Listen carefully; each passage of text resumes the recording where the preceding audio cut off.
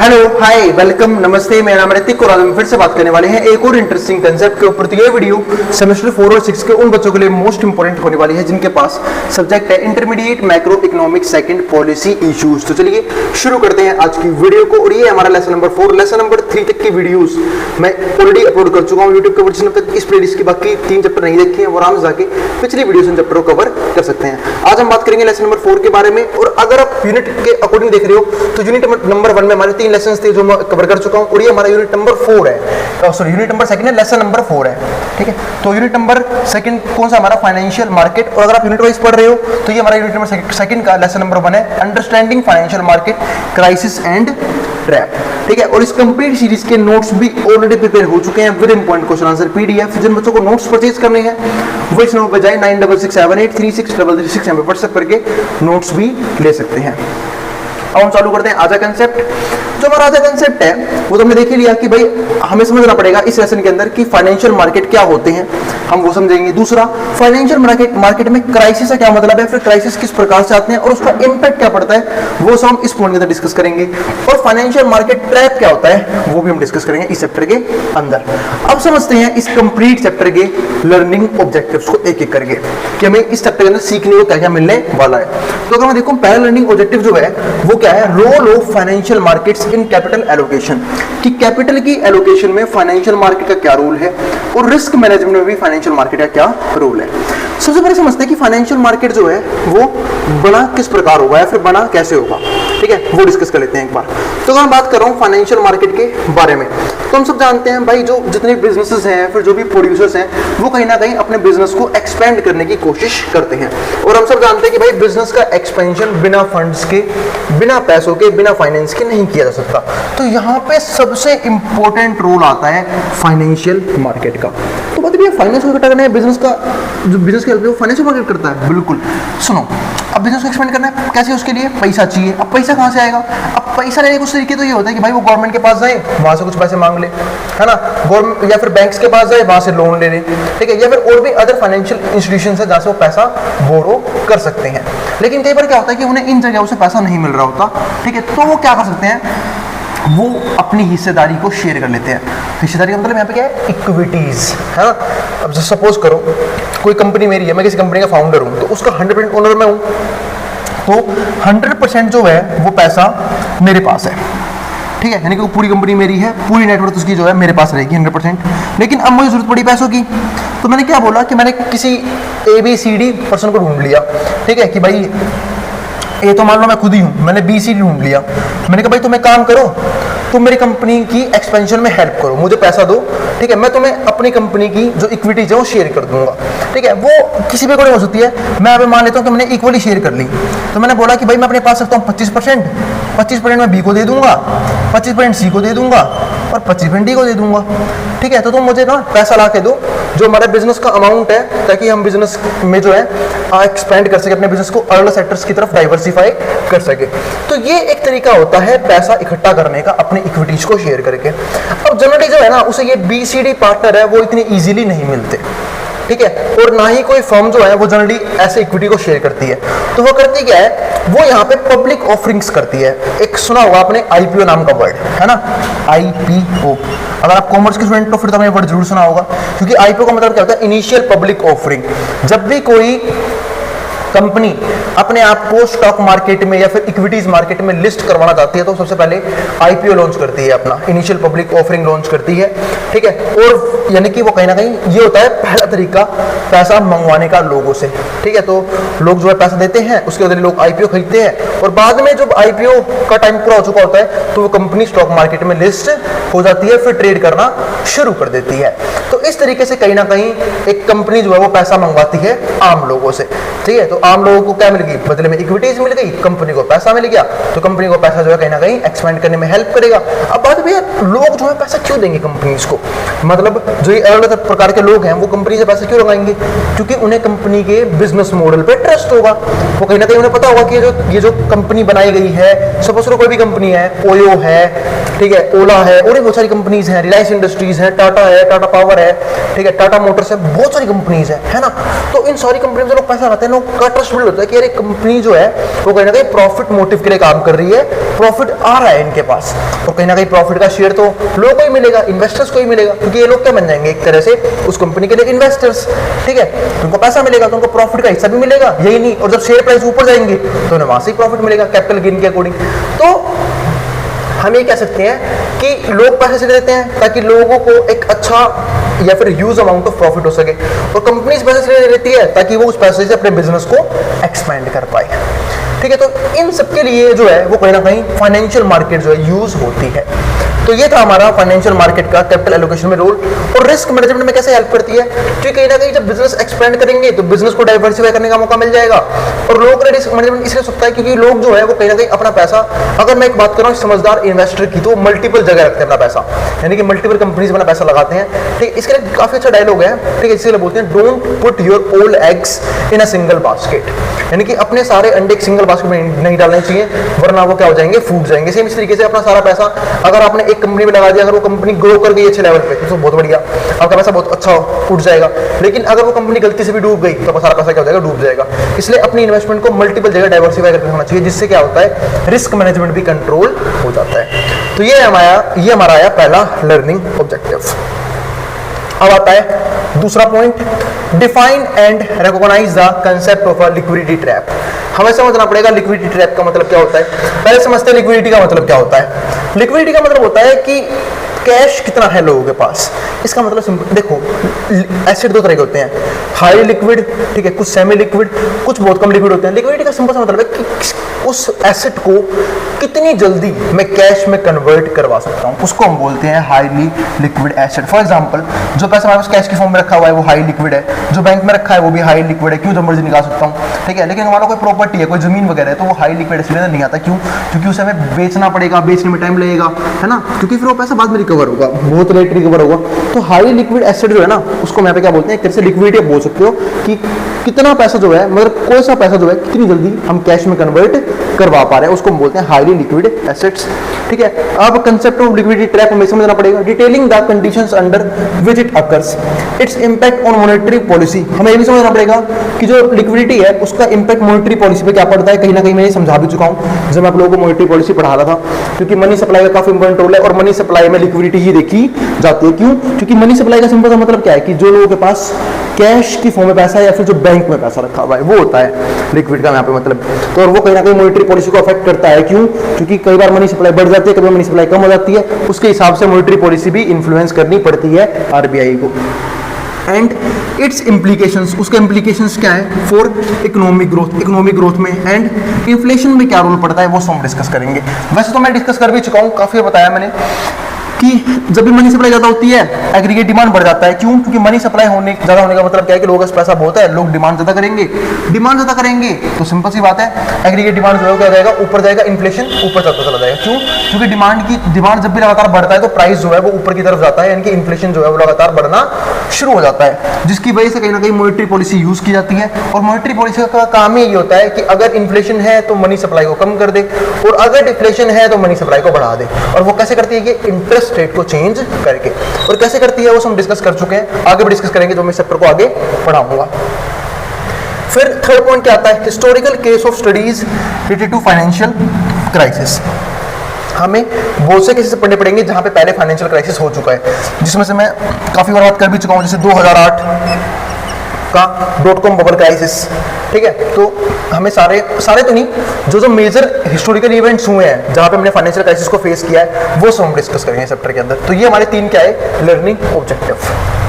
ठीक है, और सिर्फ डिस्कस ही नहीं करेंगे, हम ये भी समझेंगे कि उस फाइनेंशियल क्राइसिस का इंपैक्ट क्या पड़ा, ठीक है, हमारी इकोनॉमी के ऊपर, और हम कैसे उभरे उस फाइनेंशियल क्राइसिस से। और अभी तो हाल ही में हमने खुद एक क्राइसिस देखा है 2021 का, है ना, इससे कौन पूछ सकता है, कोविड-19, ये भी तो इकोनॉमिक क्राइसिस ही था।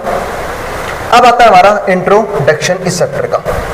तो financial market is a place which provides infrastructure for exchange of assets, securities and capital. तो फाइनेंशियल मार्केट एक वो जगह है, देखो मार्केट का सिंपल सा मतलब ही क्या होता है, कोई मुझे ये बताएगा, जहां पे बायर और सेलर मिलके अपने गुड्स को क्या करते हैं, एक्सचेंज कर पाते हैं, उस प्लेस को हम क्या बोलते हैं, मार्केट बोलते हैं, है ना। यानी कि भाई बायर गया, खरीदने गया, सेलर के पास कुछ सामान रखा है, सेलर को पैसे दिए, वहां से सामान ले लिया। सेम ऐसे ही फाइनेंशियल मार्केट एक ऐसी जगह है जहां पे कहीं ना कहीं लोग जो है वो एक्सचेंज कर पाते हैं, मतलब ये ऐसी जगह है जो कहीं ना कहीं इंफ्रास्ट्रक्चर प्रोवाइड करता है किस चीज के लिए, एक्सचेंज के लिए। लेकिन यहाँ पे एक्सचेंज गुड्स का नहीं होता, यहाँ पे एक्सचेंज किसका होता है, एसेट्स का। ठीक है, फॉर एग्जांपल मान लो मेरे पास रिलायंस के कुछ शेयर्स रखे हुए हैं, अब मुझे वहां से पैसा वापस लेना है, तो मैं जाकर रिलायंस के शेयर को बेच दूंगा। ठीक है, रिलायंस का शेयर किसी और को दे दूंगा, वहां से पैसे क्या कर लूंगा, इकट्ठे कर लूंगा। ठीक है, तो कोई ना कोई से खरीदने वाला भी तो होना चाहिए ना, सेलर के जो भी जिसको मैं बेचूंगा। ठीक है, वो गया बायर उस शेयर का, उसके पास रिलायंस के शेयर से लेंगे, मेरे पास से वो एसेट चला गया, क्योंकि एसेट ही तो है मेरे लिए वो रिलायंस कंपनी के शेयर, और मेरे पास क्या जाएगा, पैसा आ जाएगा। तो जहां पे एक्सचेंज होता है किस चीज का, एसेट्स का, सिक्योरिटीज का और कैपिटल का। तो these markets play a pivotal role in facilitating the flow of funds. तो ये जो मार्केट है वो कहीं ना कहीं इंपॉर्टेंट रोल प्ले करते हैं facilitating the flow of funds between individuals investors. ठीक है, इंडिविजुअल्स के बीच में, ठीक है, इन्वेस्टर्स के बीच में, इंस्टीट्यूशंस के बीच में। क्योंकि स्टॉक मार्केट में सिर्फ इंडिविजुअल्स ही नहीं होते, सिर्फ इन्वेस्टर्स ही नहीं होते, बड़े बड़े इंस्टीट्यूशंस भी होते हैं। जैसे कि आप ज़्यादा देखो बैंक का पैसा, ठीक है, या फिर इंश्योरेंस का पैसा। ठीक है, आजकल जितना भी पैसा जो हम लोग सोचते हैं कि अर्न में इन्वेस्ट करें, वो सब कहीं ना कहीं स्टॉक मार्केट में ही इन्वेस्ट होता है, वहीं से रिटर्न जनरेट किया जाता है। और जैसे म्यूचुअल फंड इंस्टीट्यूशंस हैं बहुत बड़े बड़े, है ना, जिनको हम म्यूचुअल फंड में एसआईपी वगैरह कर देते हैं, और वो पैसा कहाँ पे इन्वेस्ट होता है, स्टॉक मार्केट में इन्वेस्ट हो जाता है। वो भी तरीका है इन्वेस्टमेंट करने का। तो दस driving the overall economic growth, कोई ना काम क्या होता है, कहीं ना कहीं ये ओवरऑल इकोनॉमिक ग्रोथ करवाने में हेल्प करते हैं, and enabling businesses to thrive, और बिजनेस को अच्छे लेवल पे ग्रो करने में, चलाने में मदद मिलती है इस चीज के जरिए। तो ये मैं समझा फाइनेंशियल मार्केट का मेन काम यहाँ पे क्या है। अब आगे समझते हैं diverse ecosystem where various instrument such as. अब इसका जो इकोसिस्टम है वो डाइवर्स है, यहाँ पे सिर्फ कोई एक चीज सेल परचेज नहीं होती, बहुत सी चीजें सेल परचेज होती हैं। यानी कि अगर आप देखो स्टॉक मार्केट में लोग इन्वेस्टर्स भी होते हैं, ट्रेडर्स भी होते हैं, है ना, जो डेली बेसिक पे बाय और सेल करते हैं। और कई तो ट्रेडर्स होंगे भी जो वीडियो देख रहे होंगे, है ना, सुबह गए सट्टा लगाया, शाम को देखे प्रॉफिट हुआ या नहीं हुआ, भाई बिना सीखे। यहाँ पे लोग पता क्या सोचते हैं कि स्टॉक मार्केट जो है ना एक तरीका है क्विक मनी जनरेट करने का। पर क्विक मनी जनरेट चाहे हो चाहे ना हो, क्विक मनी लूज बहुत जल्दी हो जाता है। क्यों? क्योंकि लोग बिना सीखे उतर जाते हैं यहाँ पे कि हम ट्रेडिंग कर लेंगे, 5 मिनट में तेरा भाई करोड़पति बन जाएगा। ये सब यहाँ पे नहीं होता है। ठीक है, तो जिन्होंने किया भी है उन्होंने लॉन्ग टर्म के लिए बहुत ज्यादा मेहनत करी है, तब जाके वो उस लेवल तक पहुंचे हैं।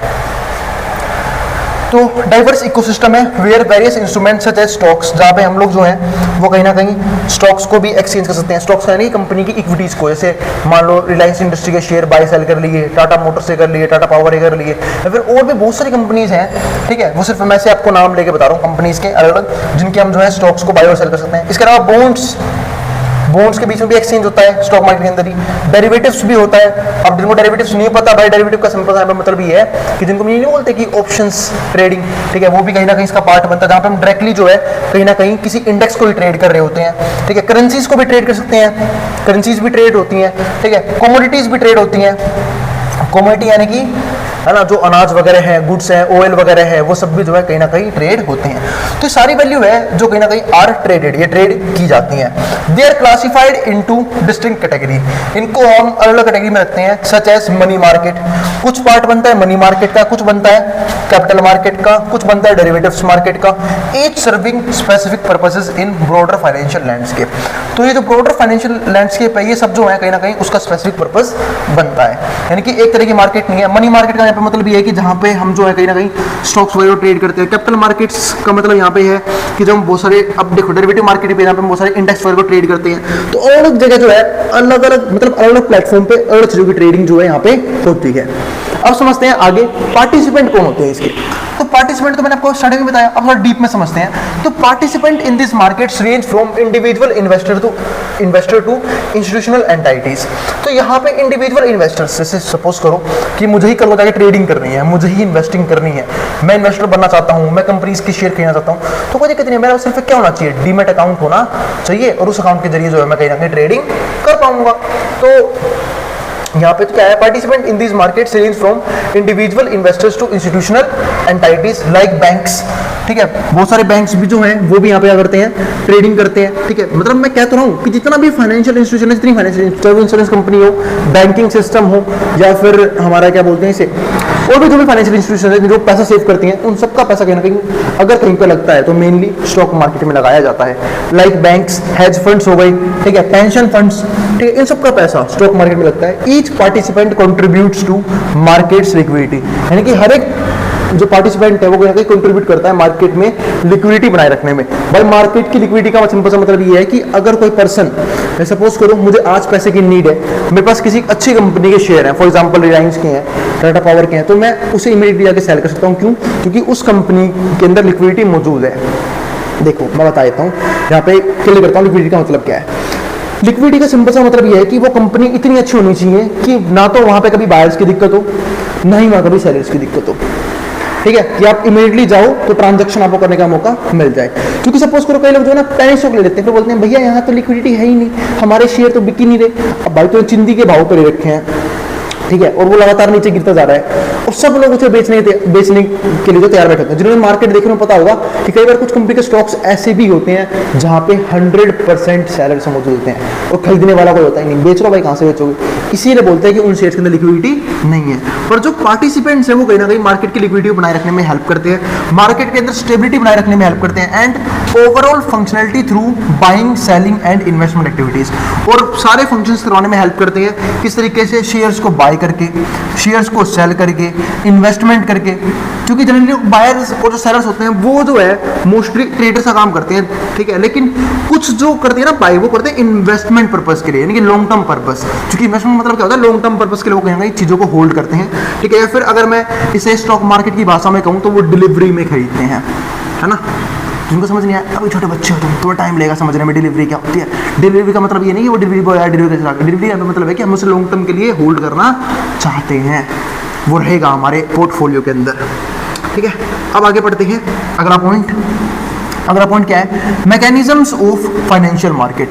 फाइनेंशियल मार्केट की बहुत सारी मैकेनिज्म्स होती हैं, involves delving into principles of supply and demand. तो यहाँ भी कहीं ना कहीं सप्लाई और डिमांड काम करती है।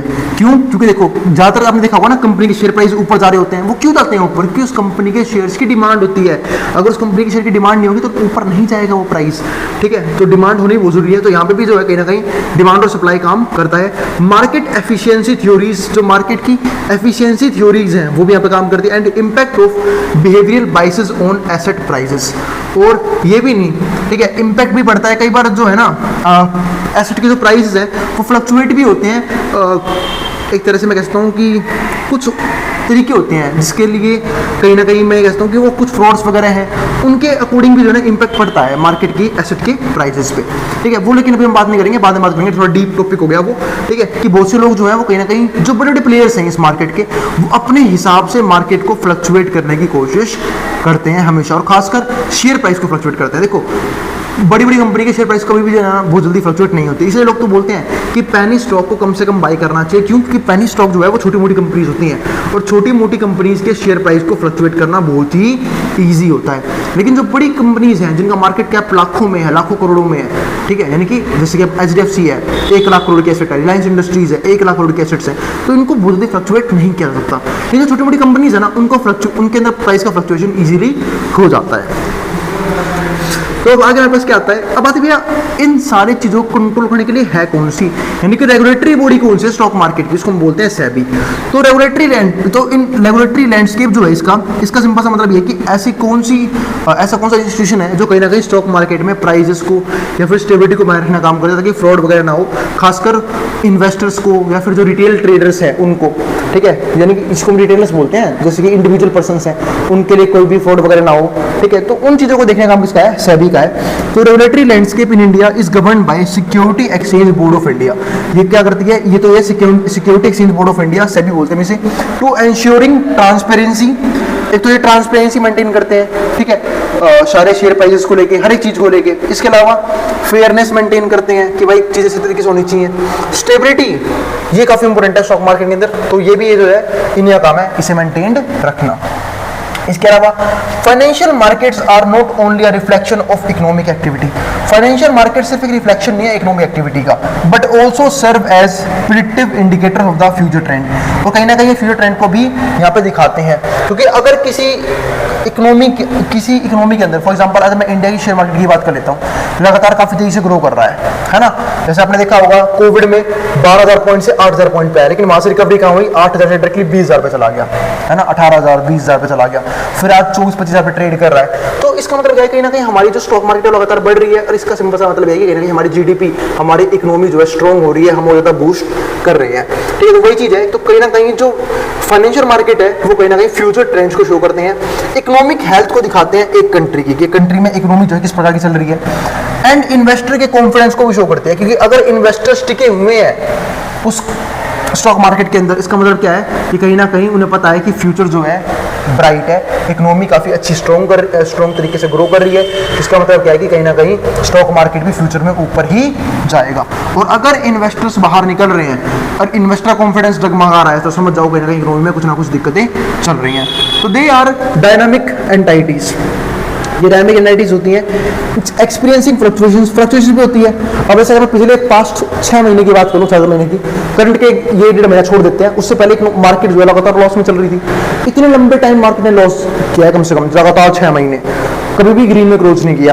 ठीक है, वोल्टिलिटी काफी कई बार ज्यादा हो जाती है, कई बार कम हो जाती है। तो वोल्टिलिटी वो तो होती है लिक्विडिटी के हिसाब से कि प्राइस जो है फटाफट क्या होते हैं, फ्लक्चुएट होते हैं, एंड ओकेजनल क्राइसिस भी होते हैं। अब ओकेजनल क्राइसिस का मतलब यहाँ पे क्या है कि कुछ ना कुछ टाइम पीरियड होता है साल के अंदर जहाँ पे जो है कहीं ना कहीं हमें क्राइसिस देखने को मिलता है। जैसे मैंने बात की ना अभी कि पिछले कुछ पास्ट मंथ्स में लगातार मार्केट ने लॉस में ही क्लोज किया है, तो वो चीज यहाँ पे आ गई। ओकेजनल क्राइसिस भी आते हैं, and profoundly influence global economies and society. और कहीं ना कहीं जो किसी एक कंट्री की इकोनॉमी है, स्टॉक मार्केट है, वो कहीं ना कहीं ग्लोबल इकोनॉमीज और सोसाइटीज को भी यहाँ पे अफेक्ट करती है। जैसे कि जनरली जितनी भी स्टॉक मार्केट है इस वर्ल्ड की, वो सब फॉलो किसको करती हैं, खासकर इंडियन मार्केट, यूएसए की इकोनॉमी को।